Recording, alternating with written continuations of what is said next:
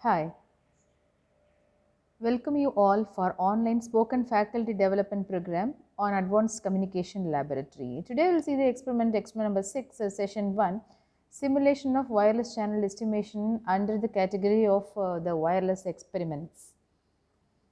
The experiment is simulation of wireless channel estimation. Actually, the channel estimation is a challenging problem in wireless communication. So the transmitted signals are typically maybe reflected, diffracted, scattered, arriving at the receiver along multiple paths. In a digital transmission system, there are three key components actually: transmitter, receiver, and a transmission medium that is called a channel. The channel is the main source of impairments. That impairments may be a linear distortion, a non-linear distortion, or maybe additive noise and interference. These may be the channel impairments. And the key task of the receiver design and the implementation is to effectively deal with the channel distortion. An accurate estimation of the channel characteristics is the key to combat such impairments in order to achieve the best possible receiver performance. And due to the mobility of the transmitter or the receiver or the scattering objects, the channel changes over the time. We cannot fix the channel. So then the pilot symbols provide an estimate of the channel at given locations within a subframe. So the pilot symbol is nothing but a pilot assisted transmission that multiplexes the known symbols with information bearing data. So these pilot symbols are the specific multiplexing scheme or known at the receiver and can be exploited for channel estimation or maybe receiver adaptation and optimal coding. Generally, these pilot symbols and the specific multiplexing scheme known at the receiver, and we'll talk about the necessity of the channel estimation. Channel estimation is a critical task in both MMSE, that is minimum mean square error, and the minimum mean square error successive interference cancellation operations. And the channel matrix is required to evaluate the MMSE filter coefficients, and also the channel matrix is required to perform the iterative cancellation operations for each detected user. And not only the channel matrix required, the channel impulse response is to be modeled as a set of delays and channel coefficients. And this response is assumed mostly that some part of the transmitted signal is known at the receiver. Then only we can estimate the channel information.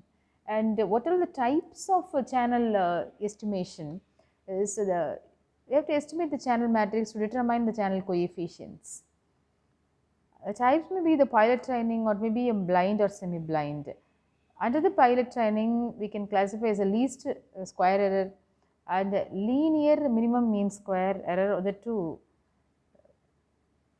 techniques, conventional techniques we can say.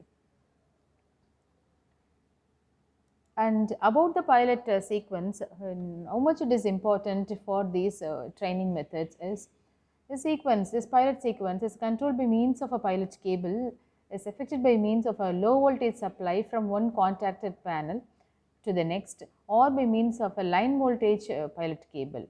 And each contactor has an auxiliary contact that controls the supply to the next contactor. And about generally these channel estimations deal in connection with the OFDM, that is orthogonal frequency division modulation. So in 1960s and 70s, it's a combination of modulation and multiplexing. The spectra overlap, but the signal is orthogonal. So coming under the multi-carrier modulation technique, with densely spaced subcarriers are viewed as overlapping spectra, thus allowing for multiple access. The basic principle of this one is split a high rate data stream into a number of low rate data streams that are transmitted simultaneously over a number of subcarriers. So the different symbols are transmitted over different subcarriers.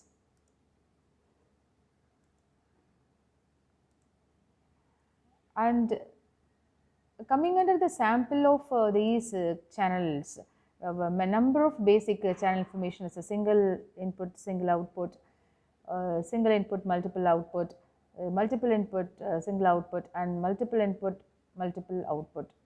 So the communication channels also corrupts the transmitted signal with the additive noise and interference. This additive noise is usually assumed to be a white and a Gaussian distributed noise. And these MIMO can be viewed as a matrix of multiple SISO signals actually. Coming under the topic of the block diagram of the baseband OFDM system, this is the basic OFDM system with the channel estimation. The model, the structure is developed with the help of a serial parallel converter, modulator, IFT, cyclic prefix. So this block, we are going to deal with the MATLAB code, how these each and every block of the block diagram is operating, and we will discuss in the with the help of the MATLAB code. This is the basic OFDM system that we have gone through. And what is the advantage of the OFDM? Is generally the OFDM improves the data rate and the signal to noise ratio.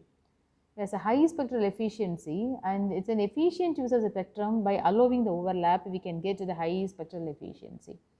Actually, this OFDM eliminates the intersymbol interference, and it will through the use of the God interval and the cyclic prefix. It's computationally efficient by using the FFT techniques to implement the modulation and demodulation functions. And it is less sensitive to sample timing offsets than single carrier systems. This provides good protection against co-channel interference also. So it's a robust in multipath propagation environment, and it is robust against narrowband interference. And talk about the OFDM system disadvantages. It is OFDM is sensitive to the frequency offset, timing offset, and the phase noise. And this peak average problem reduces the signal power efficiency of the RF amplifier that's transmitted. Regarding the crest factor calculation of the signals, the peak amplitude, it's a ratio of peak amplitude to the RMS amplitude. And this PAPR factor is a crest factor square of the crest factor, or it's a ratio of peak power to the average power. And where we go for these OFDM is go for a fixed line, or maybe a wired line, or asymmetric, or it's the ADSL cable, digital subscriber line, maybe mobile radio.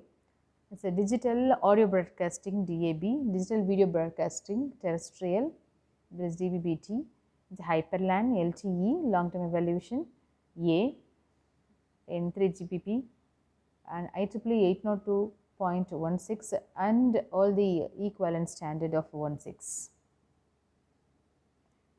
Coming to the MIMO, that is multiple input, multiple output. Consists of number of transmitting and a number of receiving antennas.